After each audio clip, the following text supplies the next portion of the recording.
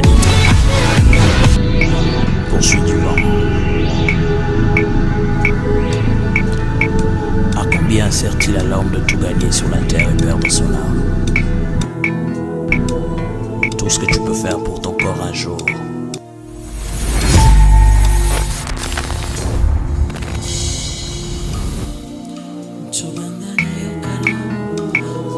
vanité. Bien-aimé le Seigneur, je vous salue dans le nom de Jésus.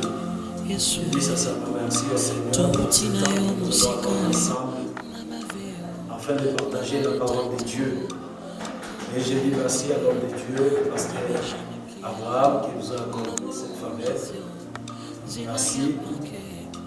Et nous allons partager sur un terme qui est bâtir son intimité avec Dieu. Bâtir son intimité avec Dieu. Nous allons lire dans Matthieu chapitre 7. Matthieu chapitre 7, verset 24 à 27. Matthieu chapitre 7, verset 24 à 27. La Bible dit, c'est pourquoi quiconque entend ces paroles que j'ai dites et les met en pratique sera semblable à un homme prudent qui a bâti sa maison sur le roc. La pluie est tombée, les torrents sont venus, les vents ont soufflé et se sont jetés contre cette maison. Elle n'est point tombée parce qu'elle était fondée sur le roc. Mais quiconque entend ces paroles que j'ai dites et ne les met pas en pratique sera semblable à un homme insensé qui a bâti sa maison sur les sables. La pluie est tombée, les torrents sont venus, les vents ont soufflé et ont bâti cette maison. Elle est tombée et sa ruine est grave. Amen. Alors, nous sommes en train de lire, nous avons lu les paraboles que Jésus a données juste pour donner l'image aux gens qui l'écoutaient. Alors il dit, ceux-là qui écoutent ma parole et qui les mettent en pratique, ils sont semblables aux gens qui sont prudents et qui bâtissent. Ils sont en train de bâtir leur maison sur le roc. Et ceux-là qui écoutent la parole et qui ne la mettent pas en pratique, ils sont semblables à des gens insensés qui bâtissent leur maison, non pas avec les rocs, mais avec les sacs. Alors ce qui m'intéresse ici, ce n'est pas tout ce qu'on a lu, mais c'est la façon dont chacun de ces deux personnes ont construit leur vie selon que Jésus a donné l'exemple. Alors dans mon thème, c'est bâtir son intimité avec Dieu. Bâtir son intimité. Je n'ai pas dit notre intimité, mais ton intimité avec Dieu. Pour te dire que ton intimité avec Dieu dépend premièrement de toi et non des autres. Ton intimité avec Dieu dépend premièrement de toi-même et non des autres. Et finalement, ça finira par affecter les autres. Parce que ce que nous devons savoir, le réveil ne vient pas avec un groupe. La révolution n'est pas venue avec un groupe. Le développement vient toujours avec une seule personne qui a découvert, qui a fait quelque chose et les autres viennent pour l'aider à accomplir ce qu'il a découvert.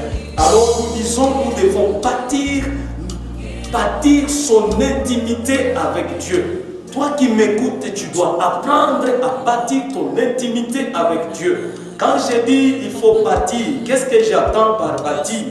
Par bâtir, je dis utilisation de ton temps. Tu utilises ton temps, ta force et ton argent pour élever un bâtiment, pour élever une communion, pour élever une intimité qui va résister par rapport au temps. La Bible dit, ces deux personnes, ils ont eu la chance de faire la même chose, mais ces deux personnes ne l'ont pas fait de la même manière. La Bible dit, le premier a bien fait, il a construit, il a bâti sur les rocs.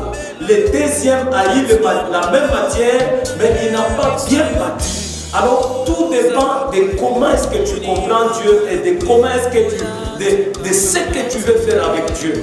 Alors, je dis bâtir, je sous-entends utilisation du temps, de ta force et de ton argent pour élever quelque chose qui va résister aux choses qui peuvent arriver dans les jours à venir. Parce que Jésus dit, veillez et priez afin que vous ayez la force de résister aux choses qui arriveront. C'est-à-dire dans notre parcours avec Jésus, il y a des choses qui vont s'infiltrer juste pour secouer notre intimité avec Dieu afin que les diables puissent nous avoir. Alors, quand on dit qu'il faut bâtir, il y a des gens qui ont utilisé leur force, leur temps, leur énergie, leur argent pour... Ils ont utilisé leur temps, leur force, leur argent pour être dans l'intimité avec Dieu. Quand vous lisez dans le livre de Daniel, la Bible dit 3 fois le jour, Daniel il se mettait à genoux, il priait, il louait son Dieu comme il le faisait auparavant. Il a commencé à le faire petit à petit jusqu'à ce que ça devienne un style de vie qui lui a permis de résister aux choses qui sont arrivées avant. La Bible dit quand on l'a surpris en train de prier, la Bible dit on l'a amené dans la fosse au lion. Mais l'intimité de Daniel lui a permis de vaincre la fosse du lion. Et nous avons l'exemple de David, il dit dans Psaume 119 et le verset 164, il dit 7 fois le jour je te célèbre. Imaginez un roi qui est en train d'utiliser son temps et son énergie 7 fois par jour. Il se retrouve dans la présence de Dieu. Il dit 7 fois le jour je te célèbre. 7 fois le jour j'utilise ma force, j'utilise mon temps pour me retrouver dans ta présence afin de bâtir notre intimité. Vous allez voir même l'exemple de Jésus qui priait chaque fois. La Bible montre qu'il priait avant le travail et après le travail. Et la Bible dit qu'il se réveillait un bon matin pour aller prier. Et la Bible dit encore, il pria toute la nuit. Alléluia. C'est-à-dire, tout ce qu'un homme peut faire dans le Seigneur, il le fait d'abord premièrement pour lui-même. Alors ton intimité avec Dieu dépend de toi-même. Dépend de comment est-ce que tu vas te décider de bâtir. Alléluia. Ce qu'il faut savoir, pour bâtir son intimité avec Dieu, nous devons choisir comment est-ce que nous devons bâtir cette intimité et nous décider de bâtir l'intimité. Alléluia.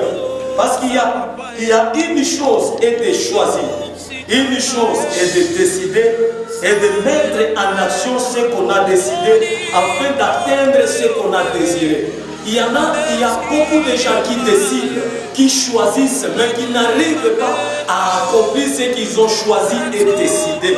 Je sais que la vie de tout le monde, la vie de tout homme ira de l'avant par le choix et les décisions. Et la vie de tout homme va reculer en arrière par le choix et les décisions. Mais ce qui est mal est qu'il y a ceux-là qui choisissent et qui décident sans pour autant faire quelque chose. Il y en a aussi ceux-là qui choisissent, qui décident et ils font la moitié de leur choix et de leurs décisions. Il y en a aussi ceux-là qui choisissent et qui décident tout en exécutant pas presque la totalité de ce qu'ils avaient choisi et décidé. Il y en a aussi qui choisissent et qui décident et qui font la totalité de leur choix. Alléluia. Alors ce matin, à ce temps, l'Éternel me pousse à te dire, tu dois te décider, tu dois choisir de bâtir ton intimité avec Dieu et te décider dans l'accomplissement de ce que tu as choisi. Alléluia. Alléluia. C'est à toi de choisir et de décider et d'accomplir la totalité. Parce que ton intimité dépend de toi-même. Ton intimité avec le Seigneur dépend de toi-même. L'intimité avec Dieu s'est bâtie avec plusieurs choses. Alors nous allons citer quelques-unes. La première des choses, c'est le désir ou la soif de voir et de vivre Dieu. Tu dois d'abord commencer par le désirer. Ça ne commence pas comme ça. Il y a quelque chose, il y a la soif. La Bible dit, mon âme soupire, comme une biche soupire après un courant d'eau, ainsi mon âme soupire après toi. C'est-à-dire, tout commence avec la soif de voir Dieu, la soif de vivre Dieu. Alors, tu commences petit à petit. Alors, la soif, c'est bien, mais comment est-ce que tu vas bâtir ton intimité avec Dieu? Parce qu'il y en a qui bâtissent pour un temps, il y en a aussi qui bâtissent pour un long moment, il y en a qui bâtissent pour toute la vie. La Bible dit, Daniel priait Dieu comme il le faisait auparavant. Rien n'a arrêté Daniel à bâtir, à rebâtir son intimité avec Dieu, parce qu'il le faisait tous les jours. Alléluia. Alors nous avons dit, la première des choses, c'est la soif de voir et de vivre Dieu. La deuxième des choses, vous devez ajouter la sanctification. Parce que la Bible dit, sans la sanctification, nul ne verra le Seigneur. Par notre vie de prière, par notre vie d'intimité avec Dieu, comme notre Dieu est pur et saint, nous devons aussi être saints. Parce qu'il est dit dans 1 Pierre, il dit, comme celui qui vous a appelé est saint, soyez aussi saints dans toute votre conduite. C'est notre sanctification de chaque jour qui nous amène à la perfection, qui nous amène à être comme Dieu. Alors, une autre chose que nous devons ajouter, c'est la prière. La prière, je la définis comme le dialogue avec notre Dieu. Et ce dialogue va grandissant, c'est-à-dire, je prie et je l'écoute aussi. J'écoute ce qu'il me dit.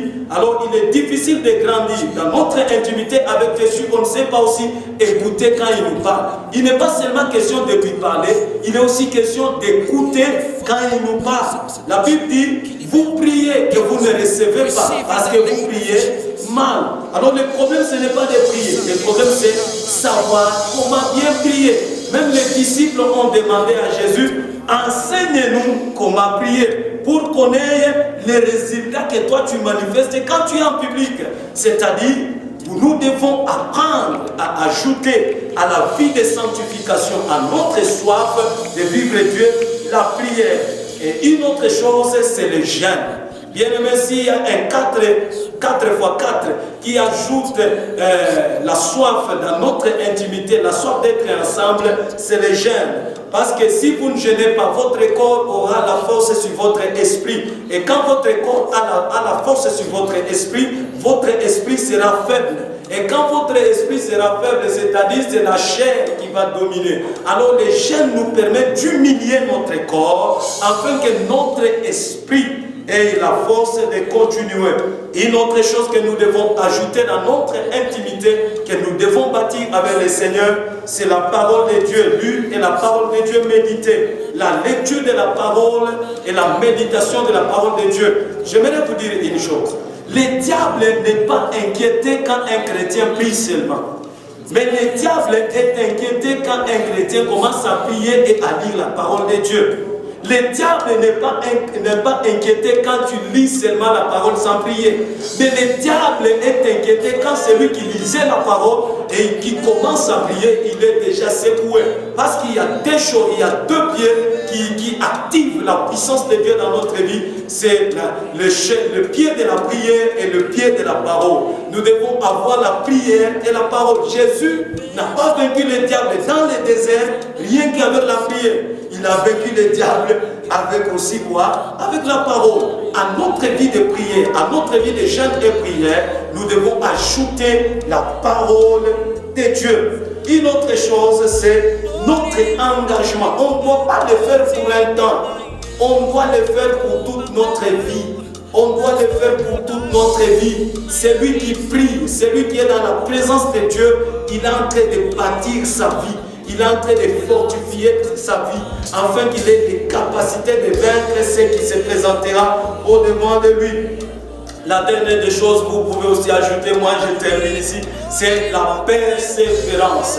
La persévérance, c'est quoi? La persévérance, les autres disent que percer pour voir, c'est-à-dire tu es déterminé à vivre ce que tu désirais au début quand tu as commencé avec le Seigneur.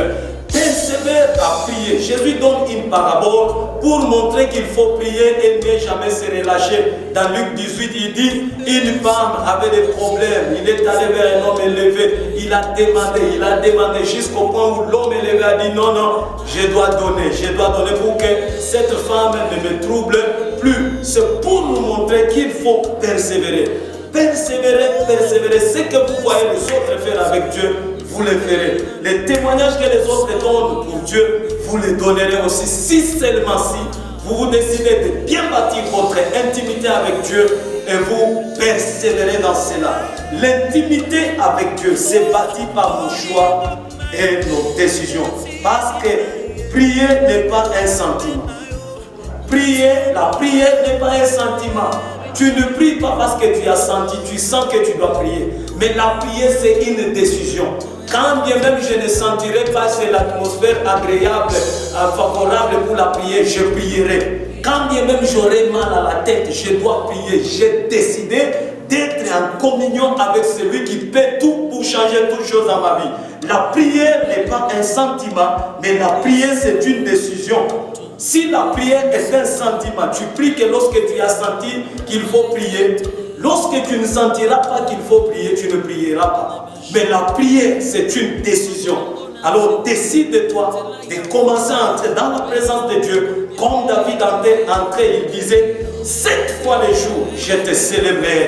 Daniel entrait dans la présence de Dieu comme il le faisait auparavant, 3 fois le jour.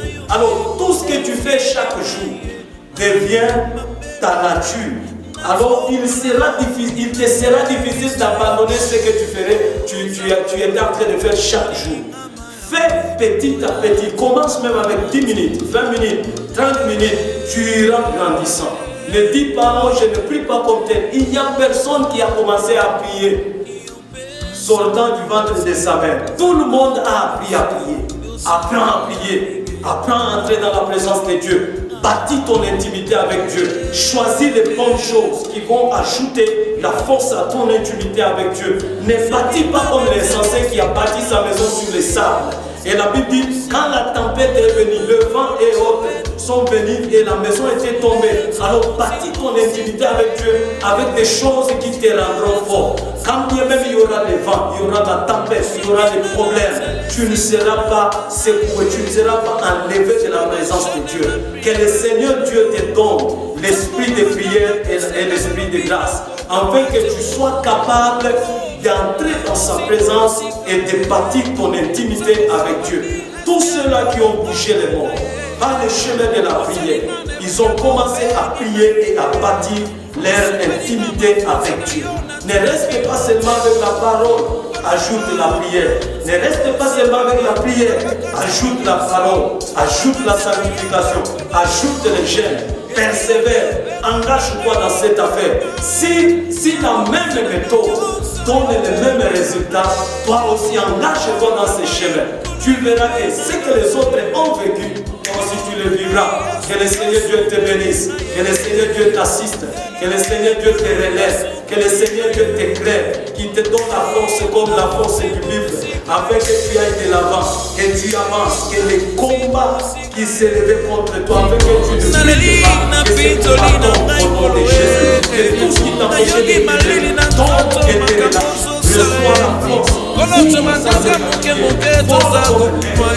d'atteindre les buts. Dieu t'attend du bon, ne reste pas là, Dieu t'attend dans la profondeur, entre dans la profondeur et tu feras de grandes choses avec Dieu. Que le Seigneur Dieu te bénisse. Amen. Koboma bato tango nyonso na bututu na moi toto salaki yango kasi lelo yo toto ina lilita pesi ngata pepsi te